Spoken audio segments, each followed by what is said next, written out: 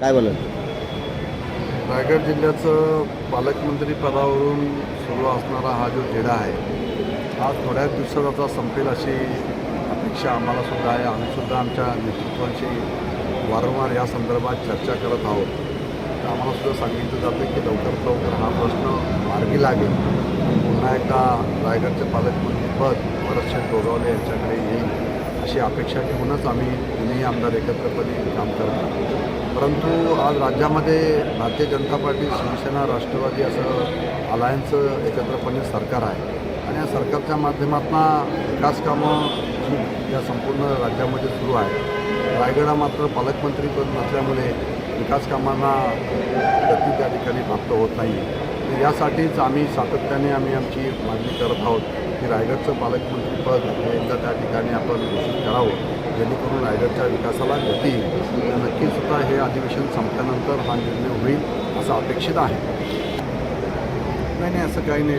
एकनाथ शिंदेसाहेब हे मला सगळ्यांना माहिती हे एक बाळासाहेबांच्या मुशीतला तयार झालेलं नेतृत्व आहे. त्यामुळे एकनाथ शिंदेसाहेबांनी जो भारतीय जनता पार्टी आणि शिवसेना यांना एकत्र आणण्यासाठी जो उठाव त्या ठिकाणी केला तो आपण 3 वर्षापूर्वी साऱ्यांनी पाहिलेला आहे. हे ऐतिहासिक उठाव त्यांनी केला आणि पुन्हा एकदा राज्यामध्ये भारतीय जनता पार्टी, शिवसेनेचं सरकार खेचून आणलं आणि त्या ठिकाणी राष्ट्रवादी असेल, काँग्रेस असेल हद्दपार करण्यात आलं आणि हे काम एकनाथजी शिंदेसाहेबांनी त्या ठिकाणी केलेलं आहे. त्यामुळे एकनाथजी शिंदेसाहेब असं काही दबावतंत्रात वागणारं नेतृत्व आपलं नाही आहे आमचं. त्यामुळे आमच्या नेतृत्वावर आमचा पूर्णपणे विश्वास आहे की आमचं नेतृत्व ज्या पद्धतीचं काम संपूर्ण महाराष्ट्रात करत आहे. आपल्याला माहिती आहे की विधानसभेच्या निवडणुकीचा रेशो जर आपण पाहिला तर 80 सीट आम्ही लढलो होतो, त्यातल्या 60 सीट आपण त्या ठिकाणी निवडून आणलेले आहे. एवढा मोठ्या प्रमाणात त्यांना मानणारा जनाधार संपूर्ण महाराष्ट्रामध्ये उभा आहे. त्यामुळे एकनाथ शिंदेसाहेबांचं नेतृत्व हे फार मोठं नेतृत्व या महाराष्ट्रामध्ये उभं आहे आणि ते वंदनीय बाळासाहेबांच्या विचारांचं नेतृत्व आम्ही सगळ्यांनी मानलेलं आहे.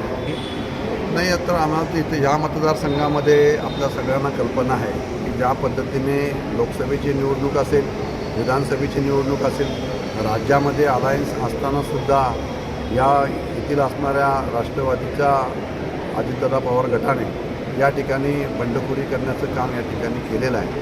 त्यामुळे जाहीरपणे आम्ही त्या ठिकाणी सांगितलेलं आहे की या ठिकाणी कोणत्याही परिस्थितीमध्ये राज्यामध्ये सुद्धा जरी आपण त्या ठिकाणी युती झाली तरी या मतदारसंघामध्ये राष्ट्रवादीबरोबर आमची कोणतीही युती या ठिकाणी होणार नाही. आमची युती भारतीय जनता पार्टी, RPI, शिवसेना अशी आमची अलायन्स राज्यामध्ये जी आहे ती अलायन्स आमची आहेच. परंतु राष्ट्रवादीबरोबर आमची कोणतीही अलायन्स स्थानिक स्वराज्य संस्थेच्या निवडणुकीमध्ये होणार नाही, हा आमचा ठाम निर्णय आहे.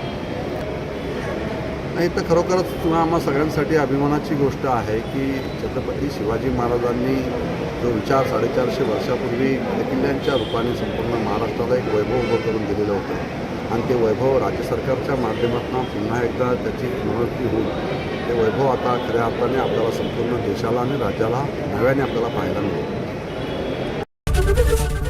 ABP माझा, उघडा डोळे बघा नीट.